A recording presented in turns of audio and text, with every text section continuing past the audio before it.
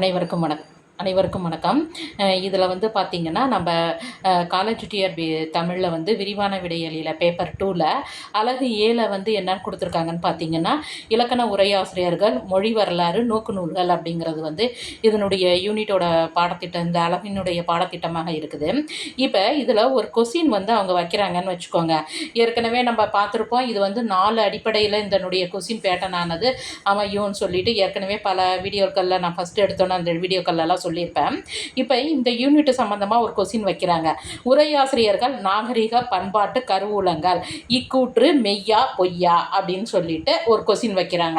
இல்லைன்னா இக்கூற்றை நிரூபிக்கவும் அப்படிங்கிற மாதிரியான கொஸ்டின் வைக்கிறாங்கன்னு வச்சுக்கோங்க.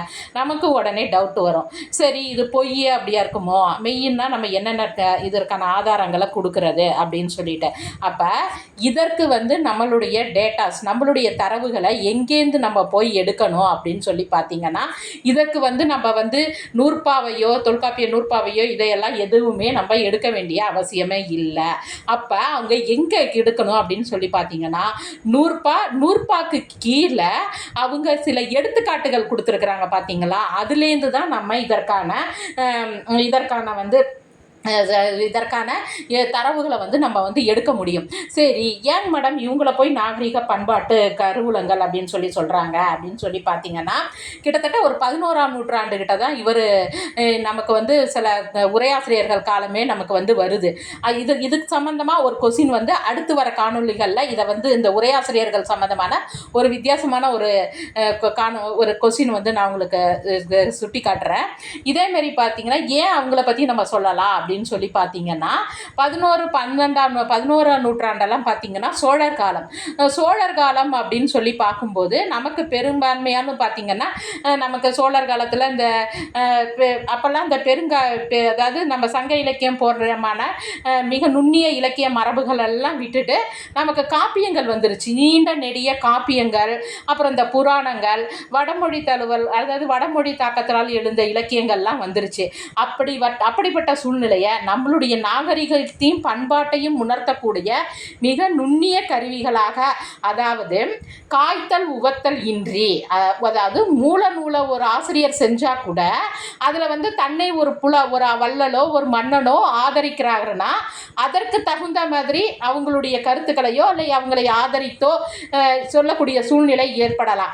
ஏன்னு சொல்லி பார்த்தீங்கன்னா, நம்ம சங்க இலக்கியங்களில் இடுத்துரைத்த மாரியான செய்திகள் எல்லாம் இருந்திருக்கும். மன்னனே தப்பு செய்தாலும் அல்லது இந்த சிலப்பதிகாரத்திலலாம் மன்னனே தவறு செய்தாலும் அவரை வந்து இடித்திருக்கிற செய்திகள்லாம் இருக்கும்.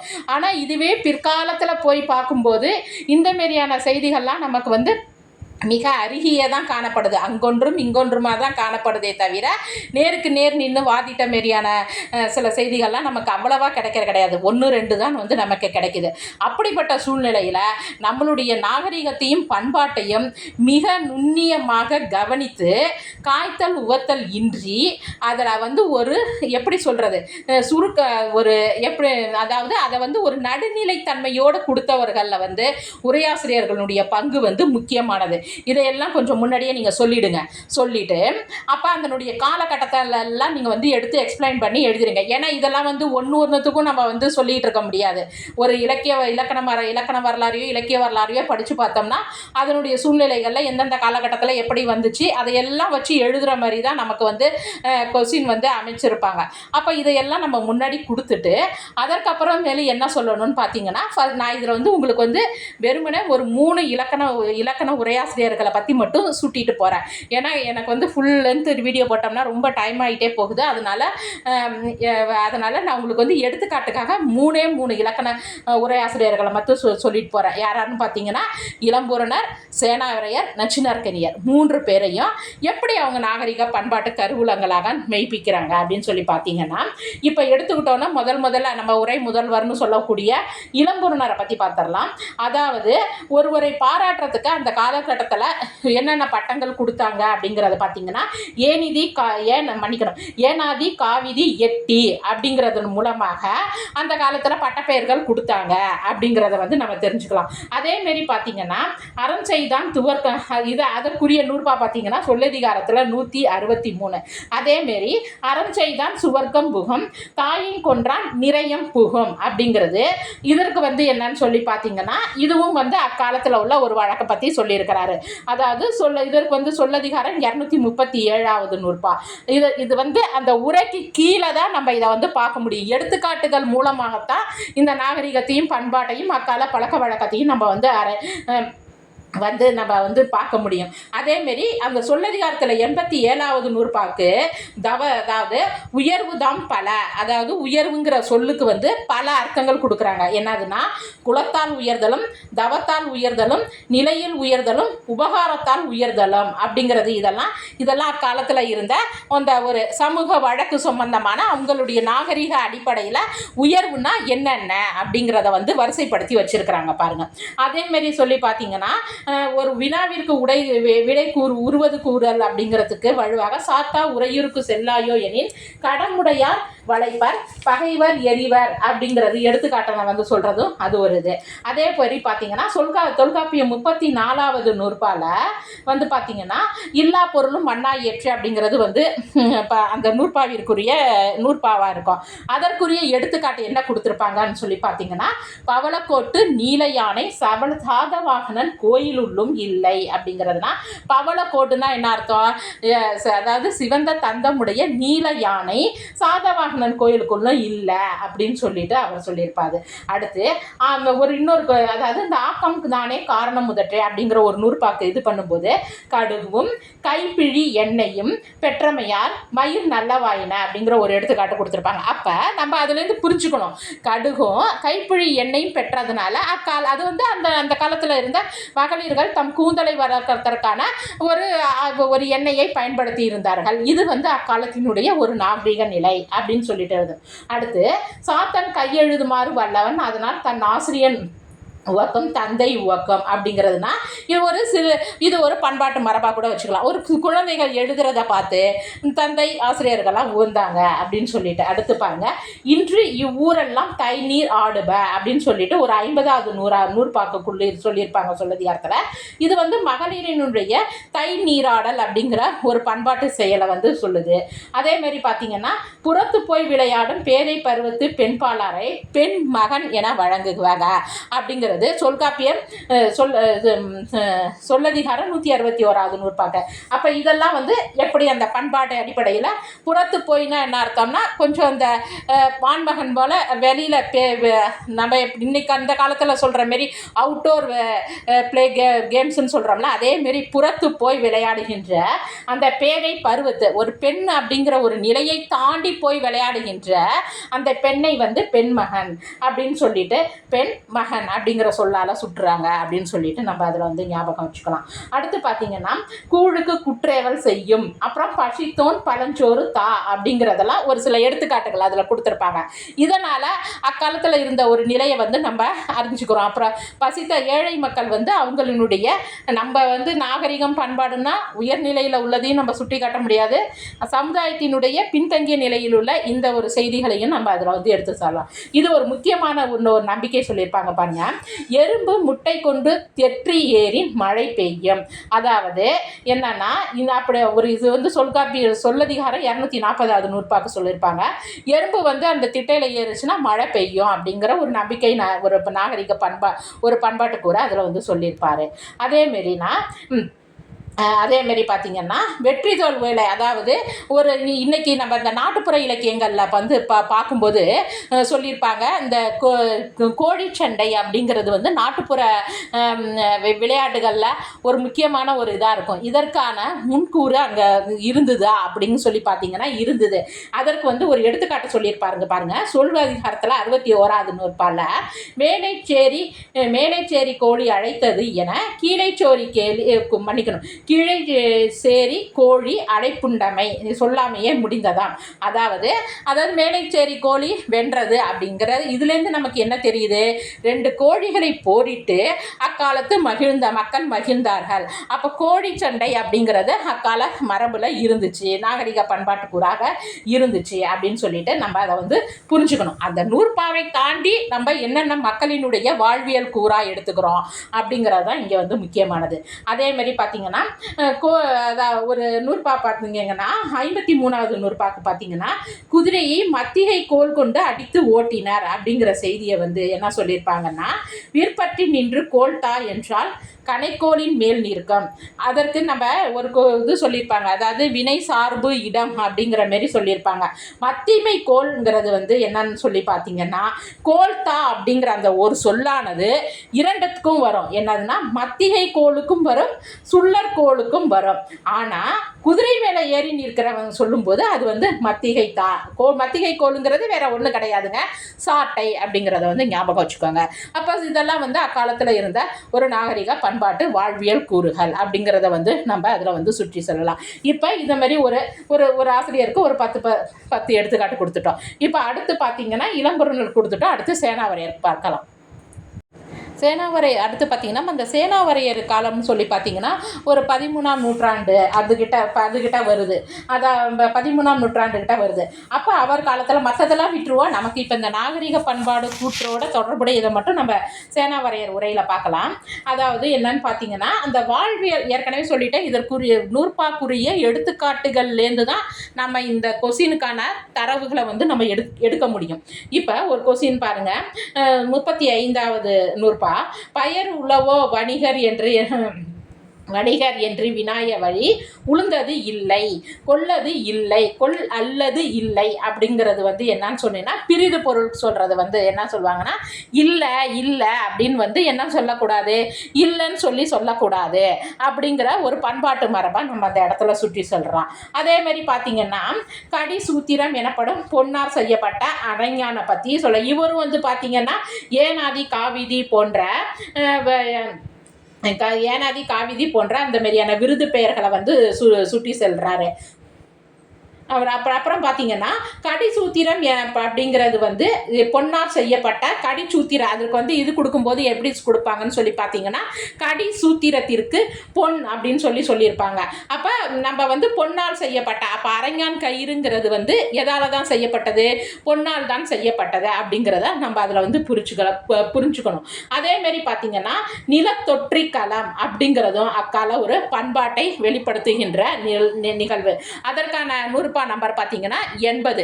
நான் அந்த சொல்லியிருக்கிறேன், நீங்கள் அந்த புக்கில் சேனாவரையர் உரையில் எடுத்து பார்த்தீங்கனாலே உங்களுக்கு கொஞ்சம் தெரியும். அதேமாரி பார்த்தீங்கன்னா இந்த அளவு பெயர்களை மூலமாகவும் அக்கால வந்து எப்படி இருந்துச்சு அப்படிங்கிறத பற்றியும் நம்ம பார்த்துக்கலாம்.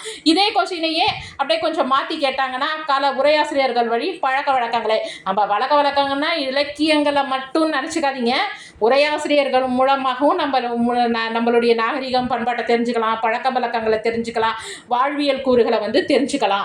அப்படிங்கிறதுக்கெல்லாம் இது வந்து ஒரு வந்து சான்று. இது அப்படியே எப்படி மாற்றி கேட்டாலும் எழுதுகிற அளவுக்கு நம்ம வந்து அப்படியே பார்த்துக்க வேண்டியதான். அக்கால பதற்கு அளவு பெயர்களை சொல்லும்போது சொல்லியிருப்பாங்க.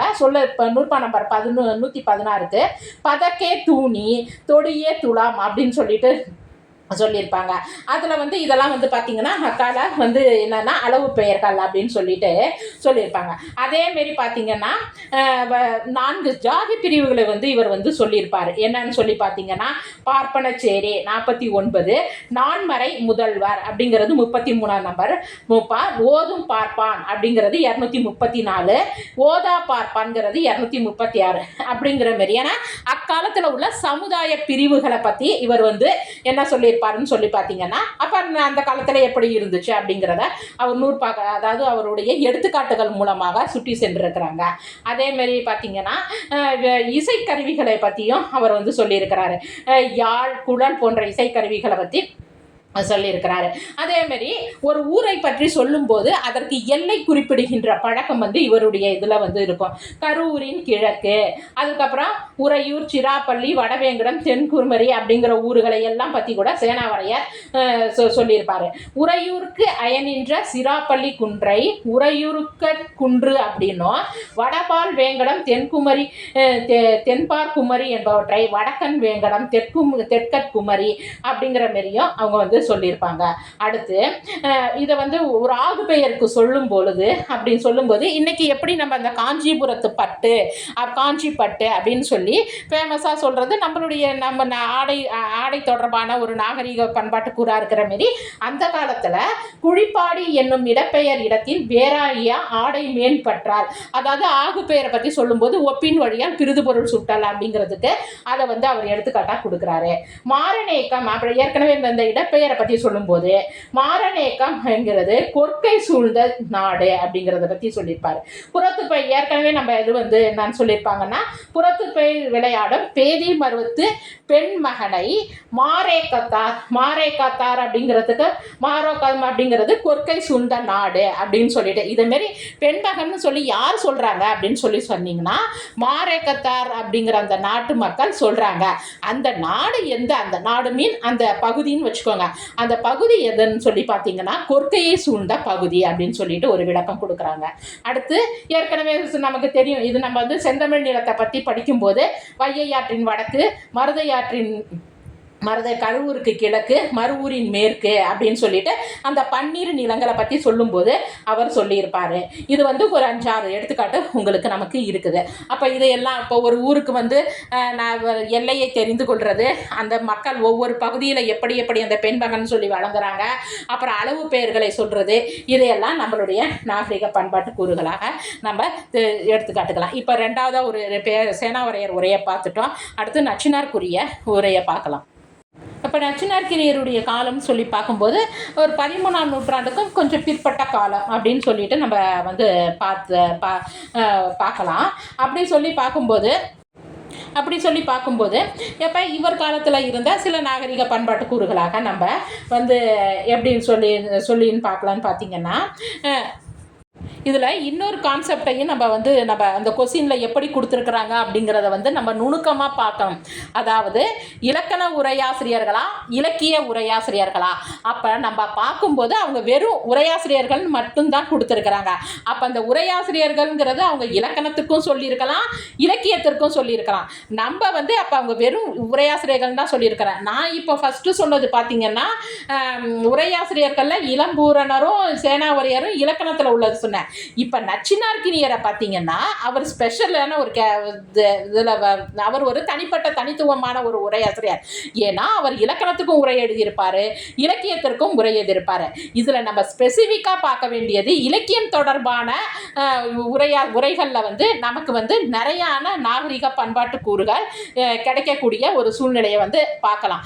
ஏன்னா அப்போ உரையாசிரியர்கள்னு சொல்லும்போது அவங்களுடைய காலகட்டத்தில் உள்ள ஒரு பழக்க வழக்கத்தான் அவங்க உரையில் சொல்லியிருப்பாங்க.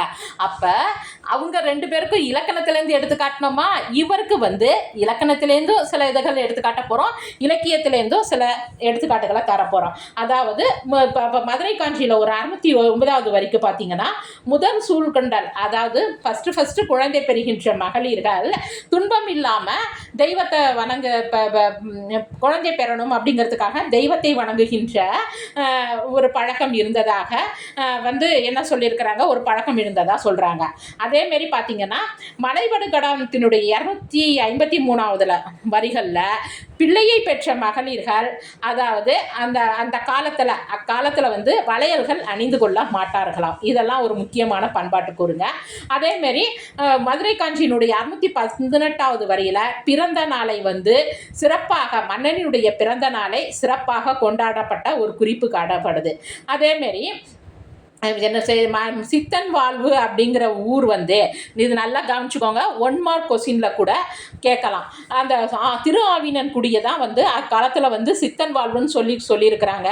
திருமுருகாற்று படையில் 60வது இது பக்க எண். அதேமாரி பார்த்தீங்கன்னா ஏரகம் அப்படிங்கிறது மலை நாட்டகத்தொரு திருப்பதி திருப்பதினா நம்ம உடனே திருப்பதியை நினச்சிக்க கூடாது. திருங்கிறது இங்கே வந்து அடைமொழி. அடுத்து இன்னொன்று பார்த்தீங்கன்னா, திருமுருகாற்றுப்படையில் வந்து கல்வியில் வந்து மிகச்சிறந்த உங்களை வந்து கல்வியை கரை கண்டார் அப்படின்னு சொல்லி சொல்கிறாங்க. அதேமாரி உழவு தொழிலுக்குரிய ஒரு மரபை பற்றி சொல்லும்போது பெரும்பானாற்று படையில் உரையில் வந்து ஒரு சால் இரு சால் என்றால், அதாவது ஒரு சால் இரு சால் அப்படிங்கிறது உழவு தொழிலுக்கு மரபு அப்படின்னு சொல்கிறது. அதேமாரி துயிலுதற்கு, அதாவது ஒருத்தவங்க தூங்கணும்னா அவங்களுடைய கால்களை வந்து வருடி கொடுக்கணும் அப்படிங்கிற மரபை வந்து எதில் சொல்லியிருக்கிறாங்கன்னா, நெடுநல்வாடையில் 151வது வரியில் சேடி பெண்கள் இது பண்ணுறதாக சொல்கிறாங்க. அதேமாரி இக்காலத்தில் வந்து வீடுகளை வந்து ஹாலு, அதாவது கூடம், அப்புறம் சமையலறை, இந்த மாரியெல்லாம் பிரித்த மாரி அக்காலத்துலேயும் மண்டபம், கூடம், தாயக்கட்டு, அடுக்கலை அப்படின்னு சொல்லி பிரிச்சுருந்துருக்காங்க அப்படிங்கிறத மதுரை காஞ்சியில் 357 358 வந்து சொல்லியிருக்கிறாங்க. அதேமாரி அதாவது அந்த களவு பற்றிய ஒரு இதை வந்து விழித்து கண் இமைக்கும் அழகின் அளவில் அந்த கண்ணை முடிச்சு மூடுற காலத்துக்குள்ளே கூட அந்த வந்து திருடக்கூடிய கல்வர்கள் அந்த கொஞ்ச நேரத்தில் கூட நம்ம கண்ணங்களை வந்து ஏமாற்றிட்டு திருடிட்டு போகின்ற கல்வர்கள் இருந்தார்கள் அப்படிங்கிறதுக்கு வந்து 642 மதுரை காஞ்சி 642 வந்து சொல்லியிருக்கிறாங்க. அதேமாரி அண்ணன் அம்மான் அப்படிங்கிற முறை பெயர்களை மலைபடு கடாமில் வந்து 625 வந்து சொல்லியிருக்கிறாங்க. நான் வந்து இங்கே வெகு இதுவாக, அதாவது அவங்களுக்கு சொல்லும்போது இலக்கணத்திலேருந்து எடுத்துக்காட்டு கொடுத்துருந்தேன். இவருக்கு நச்சினார்க்கினியருக்கு நான் வந்து உங்களுக்கு சொல்லும்போது இலக்கியத்திலேருந்து, ஏன்னா இவர் இலக்கணமும் செஞ்சுருக்கிறாரு, இலக்கியமும் செஞ்சுருக்கிறாங்க. நான் கால எல்லை கருதி உங்களுக்கு நான் இலக்கியத்திலேருந்து, ஏன்னா அவங்க 2 பேருக்கு இலக்கணத்துக்கு வந்து எடுத்துக்காட்டு சொல்லிட்டேன், இவங்களுக்கு வந்து ஒரு இலக்கியத்திலேருந்து எடுத்துக்காட்டு நம்ம கொடுப்போம் அப்படிங்கிறதுக்காண்டி இதில் வந்து இலக்கியத்திலேருந்து நாங்கள் உங்களுக்கு எடுத்துக்காட்டு கொடுத்துருக்குறேன். இதேமாரி இலக்கணத்துலேயும் இருக்குது. அது வந்து போர்ஷன் நிறைய அது போகிறதுனால உங்களுக்கு வெறும் மேற்கோளாக சில செய்திகளை உங்களுக்கு சுட்டி காட்டுறேன். இதேமாரி நீங்களும் படிக்கும்போதே நீங்கள் அப்படியே நோட்ஸ் எடுத்துக்கிட்டே வந்தீங்கனாலே அதுவே நமக்கு வந்து போதுமானதாக இருக்கும். இந்த நோட்ஸை வந்து அப்படியே திரும்பி பார்த்துக்கிட்டே வந்தோம்னா நம்ம வந்து கட்டுரை வடிவிலான வினாவிற்கு வந்து நம்ம வந்து ரெடி ஆகிடலாம். இதுதான், அதாவது அவங்க வந்து எப்படி கொஸ்டின் அமைப்பாங்கன்னே தெரியாது. நம்ம வந்து நமக்குரிய டேட்டாவை எடுத்துக்கிட்டோம்னா அவங்க எப்படி கொஸ்டின் கேட்டாலும் நம்ம அதை வந்து வடிவமைக்கிற மாரி நாம் பார்த்துக்கணும். அப்போ இப்போ நம்ம கொடுத்துருக்கிற இந்த தரவுகள் அடிப்படையில் உரையாசிரியர்கள், இலக்கண உரையாசிரியர்கள்லேருந்தும் நம்மளுடைய நாகரிக பண்பாட்டை தெரிஞ்சுக்க முடியுது. இலக்கிய உரையாசிரியர்கள்லேருந்தோ, அதாவது இலக்கண இலக்கிய ரெண்டுத்துக்கும் சேர்த்து எழுதின நச்சினார்க்கினியர் கூட்டிலிருந்தும் நம்மளுடைய நாகரிக பண்பாட்டை வந்து தெரிஞ்சுக்க முடியுது. நான் மிக முக்கியமானது ரொம்ப சுருக்கமாக உங்களுக்கு வந்து நான் இந்த டேட்டாவை வந்து கொடுத்துருக்குறேன். இதேமாரி நீங்கள் படிக்கும்போது அப்படியே நோட்டில் எழுதிக்கிட்டே வாங்க. இதை வச்சு நம்ம இந்த மாரியான ஒரு வினா அமைத்தார்கள்னா நம்ம வந்து அதற்கு வந்து விடையளிக்க முடியும். எல்லோரும் நல்லா ப்ரிப்பேர் பண்ணிகிட்டே வாங்க. நிச்சயம் நமக்கு வந்து தேர்வு நடைபெறும். ஆனால் எப்போன்னு சொல்லி நமக்கு தெரியல, நடைபெறும். ஆனால் ஆனாலும் நம்மளுடைய முயற்சியை நம்ம கைவிடாமல் தொடர்ந்து படிச்சுக்கிட்டே வருவோம். நன்றி, வணக்கம்.